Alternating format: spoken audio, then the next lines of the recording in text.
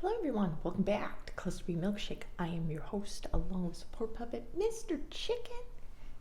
Yes, we need to find his cowboy hat, huh, Mr. Chicken? Today we're going to talk about how to, or where the conflict comes from when communicating with a narcissistic person, or basically anyone, people, okay? Because I am reading the Good Feeling Handbook. Yes. This is cognitive behavioral therapy, and it is wonderful. It lets you know both sides that need to take responsibility. Now, I know that I say a lot, okay? I can't help it. In the 80s, I would say like all the time, okay? All right, Valley Girl. All right. So, why people can't communicate with each other, chapter 22. I am going to read you some of the main issues when communicating with others, and I'm going to give you my narcissistic point of view when these things are going down in relationship town and how I respond to you acting this way. This is really good because I talk to people who are telling me these things, that they're doing these things, saying these things to a narcissistic person, and I am letting them know how I react to them. So I'm going to tell you today, all right? All right, so 10 attitudes that keep you from expressing your feelings. Now, a narcissistic person you're going to see, as in my avoidant shirt, we're going to avoid having to deal with specific feelings. So listen up, buttercups, all right? Conflict phobia. You are afraid of angry feelings or conflicts with people. You may believe that people with good relationships shouldn't fight or argue. Yeah, I've fucking heard this before. You may also believe that the people you care about would be hurt and couldn't take it if you told them how you felt or what was really going on in your mind. Now, a lot of you people may have some very sensitive people that you're dealing with, and you know, the very the sweet and, you know, borderlines. Okay. I call this the ostrich phenomenon because you bury your head in the sand instead of dealing with the problem in your relationship. Number 2, emotional perfectionism. You believe that you shouldn't have irrational feelings like anger, jealousy, depression, or anxiety. Yeah, I'm trying to be perfect, right? You think you should always be rational and in control of your emotions. You are afraid of being exposed as weak and vulnerable. Yes. You believe that people will look down on you if they find out how you really feel. Now, I tried to do this in my last relationship. So I did not want to feel weak. But I was trying to be a good person and not get angry, not get jealous, depressed, trying to work through my own feelings and not actually having a partnership by exposing any weakness to my partner. Does that make sense? Okay. 3, fear of disapproval and rejection. You are so terrified by rejection and ending up alone that you'd rather swallow your feelings and put up with some abuse than take the chance of making anyone mad at you. This can also look like letting things go of other people. Like you're weighing it out and you're just like, this isn't, you know, worth fighting over. And you let it go and let it go. And of course, the other person is going to think that, you know, they can be mother suck anytime they want. All right. You feel an excessive need to please people and to meet everyone's expectations. You're afraid that people will not like you if you express your own ideas and feelings. 4, passive aggressiveness. Yes. You pout and hold your hurt and angry feelings inside instead of sharing them openly and honestly. You give others the silent treatment and try to make them feel guilty instead of sharing your feelings. Now, for me, being who I am, I don't pout or hold angry feelings. No, I'm fucking angry. I'm angry. And so, yes, I'm going to keep them inside and then double as a punishment with the silent treatment. I have said this 100 times. I've said this. So it is anger and frustration that we are keeping silent. You will also see this across the board of men talking about women doing this all the time. Okay? Number 5, helplessness. You feel convinced that your relationship cannot improve no matter what you do, so you give up. You may feel that you've already tried everything and nothing works. You may believe that your spouse is just too stubborn and insensitive to be able to change. This acts as a self-fulfilling prophecy. Once you give up, things get stuck and you conclude that things really are hopeless. Now, they're saying this if you're not the type of person to actually look inward and try. And when I talk about try, I'm not talking about walking on eggshells try. Okay? I'm talking about what they're teaching in you, how to have constructive conversations with your people. And remember, it takes 2. So if your person doesn't want to try with you, these little skeletons, fuck them, okay? But you do want to try working through your communication issues and not shut down and avoid, okay? All right. Number 6, low self-esteem. Woo. You believe that you aren't entitled to express your feelings or to ask others for what you want. You think you should always please other people and meet their expectations. Me, the first half.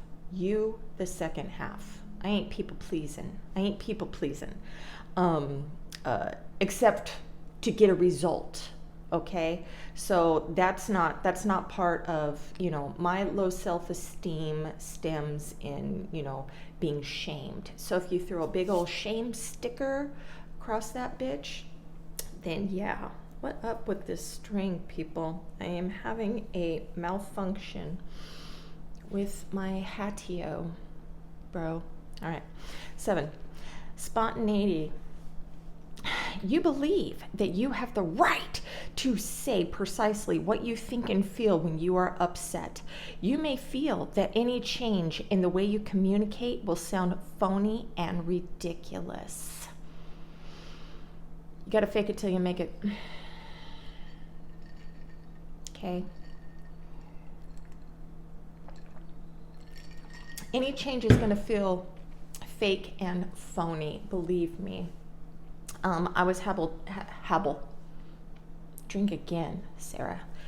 I was having trouble trying to differentiate between authentic change and it feeling like baloney.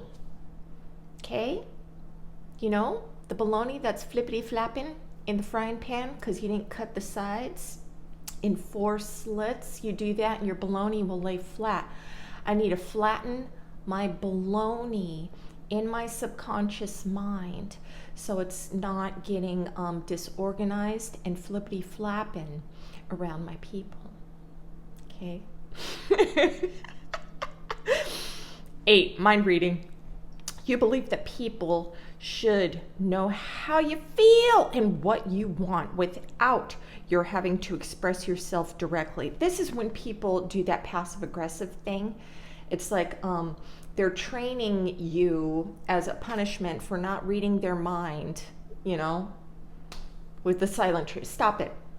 Don't do that. That's stupid. And I'm saying don't do that because early in my second marriage, I would do that all the time. So I'm sure with everyone before him, And then I read a self-help book, and they were like, just say what you mean, so you don't hold resentments and stuff. But with me, since I'm a fuck your feelings person, if you were going to give me any flack or blowback, you're going to get punished harder. So my people needed to learn through,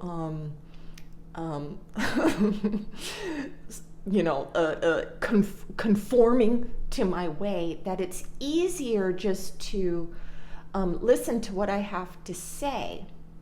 And from my perspective, I wasn't being abusive. I was just like, I don't want to hold a resentment towards you, so I'm going to tell you how I feel about something, Later down the road, I got a little bit more gentle. So like when my ex-husband would be forking the shit out of his salad in his plate, clink, clank, clink, clank, clank, clank, and I'm just like,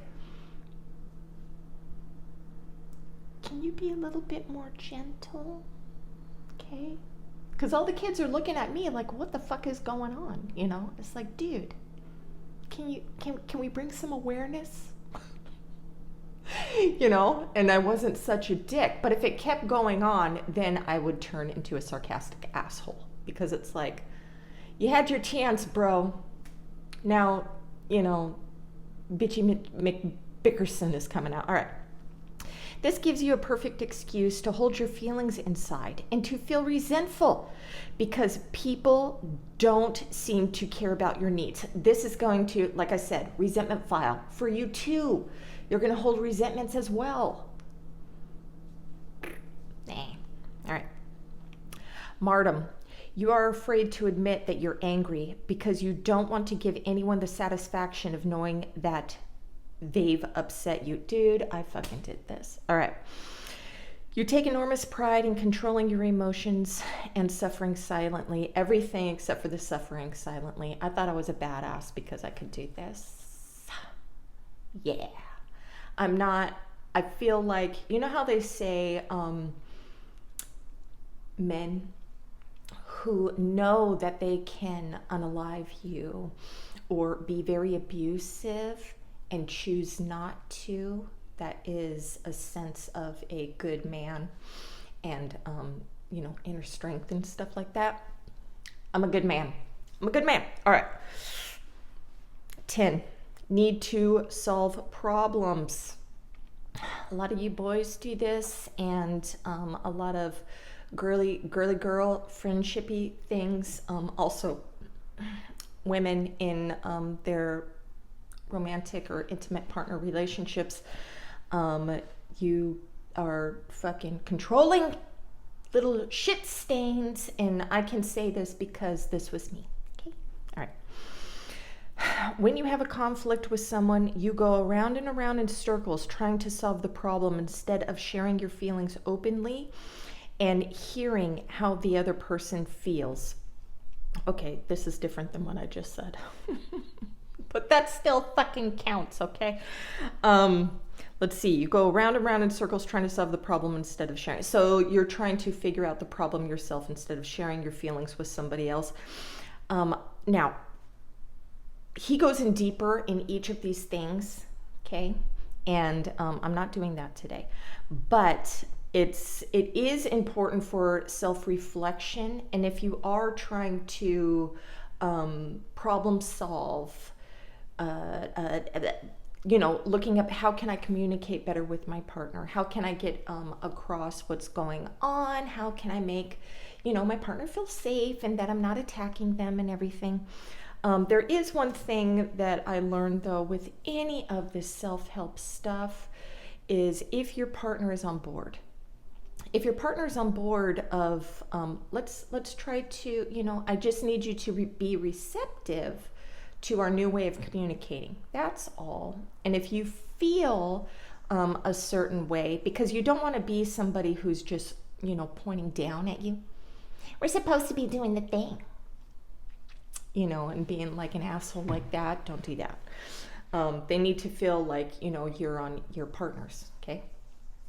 Power couple. Because if they're not, then forget it. I even tried self-helpy things with my first husband, and didn't work. Worked with second, not with first. Okay. 10 attitudes. This is part 2. 10 attitudes that prevent you from listening. Okay. Number 1, truth. You believe that you are right and the other person is wrong. Duh. You are preoccupied with proving your point instead of expressing your angry feelings more directly or trying to grasp how the other person is thinking and feeling. Now, this is where lack of empathy really messes us up. And if your person is on the same page, it's like, you don't have to feel how I feel, but don't, dismiss, not validate my feelings, Telling me that my feelings aren't real isn't helpful. Nope. Number 2, blame. You believe that the problem is the other person's fault, fucking 24/7. You feel overwhelmed, convinced that you're completely innocent, and tell yourself that you have every right to blame him or her. Oh, fuck. Narcissism 101, y'all. Number 3, need to be a victim. You feel sorry for yourself and think that other people are treating you unfairly because of their insensitivity and selfishness. Your stubborn unwillingness to do anything assertive to make the situation better gives people the impression that you like the role of a martyr. Codependents do this too, okay, guys? So wake the fuck up. It's not just, the narcissistic recover or borderline is always in victim mode. It is, I have seen codependents latch themselves onto relationships with narcissistic people that are not even fucking asking for your help, your service, your whatever, and you're, please love me, and you're trying to people please way too the fuck much. Oh, knock it off. All right. Self-deception. You can't imagine that you contribute to a problem because you cannot see the impact of your behavior on others. Victim channels, dude. It's always just the other person, the fucking demon from hell. I wish that was it. I wish that was it. I wish, hey, I'm a vampire. I just come, I suck your soul, leave you to die and move on. I have no feelings whatsoever. That would be so great if I had no feelings whatsoever. And then you'll get into the cold discard thing, and it's like you've been discarded over time. This actually, if you watch breakup videos, you will see that people, normies even, they break up with you over time before they break up with you. This is why, you go back to somebody and they're like, no, I'm fine. They were breaking up with you for 3 months, beforehand. I know this is what my partner was doing before, we got into the breakup. I come back and I'm like, let's work on it. And he's like, fuck to the no. And it's like, he wanted the breakup. You got it. All right. For example, you may complain that your wife nags at you, but you don't think about the fact that you repeatedly forget to follow through on a promise to repair a fence. You complain that your husband is dogmatic and stubborn and unwilling to listen to your ideas, but you don't notice that you constantly contradict everything he tries to say. This is all about self-awareness, dude, and looking inside of each other. Because when I'm talking to you all, both of you guys have a part that you play. But it's usually, you're willing to do the work. And the narcissistic person is not. Believe me, I've had narcissistic people come to me and they're like, no, it's them, it's them, it's them. And I'm like, motherfuck, you're fucking, you, dude. You don't even want to work on yourself at all. I can't help you anymore. Yes, I have done that. I don't hang up on you, of course. Okay, defensiveness. You are fearful of criticism, that you can't stand to hear anything negative or disagreeable. Instead of listening and trying to find some truth in the other person's point of view, you have the urge to argue and defend yourself. Yes, and a lot of you guys do this too. In after the honeymoon stage, of course, we're both very agreeable in the beginning of the relationship, right? And then both of our defenses come up, both of us. It's just we can be a little bit more destructive in our defenses than you, and avoiding is very painful because we won't even communicate with you. And that's just self-protection. Please know that it's not you as a human, all right? It's just a self-protection thing. It's almost like this ghost comes out of the relationship and is like haunting us, and I go run in the fuck, hide my feelings. And you're like, fucking the Winchesters coming out with the ghost machine and going, dude, it's cool. We're gonna fucking, I got the rock salt. And I'm just like, fuck you. Okay? All right. Number 8, selfishness. Am I fucking skipping shit? Yes, I am. Number 6, coercion sensitivity. You are afraid of giving in or being bossed around. Other people seem controlling and domineering, and you feel that you must dig in your heels and resist them. Yes. I've seen codependents do that, and yes, narcissistic people do that too. Okay. Demandingness. You feel entitled to better treatment from others, and you get frustrated when they do not treat you as expected. Instead of trying to understand what really motivates them, you insist that they are being unreasonable and have no right to feel and act the way they do. Yes. We need to calm the fuck down, Number 8, selfishness. You want what you want and when you want it. Yes, I do what I want. And you throw a tantrum if you don't get, I don't throw a tantrum. My tantrum is usually, when I think tantrum, I think of like blowing up and getting angry and stuff. Mine is like plotting some sort of fuck you. All right. You are not especially interested in what others may be thinking or feeling. Fuck, of course not. Everything's about me. Hello. All right, 9, mistrust. You put up a wall because you believe you will be taken advantage of if you listen and try to grasp what the other person is thinking and feeling. Yes. And that's where all of our weaknesses are coming in, feelings of weakness, Being vulnerable, being intimate, it's a very scary place to live.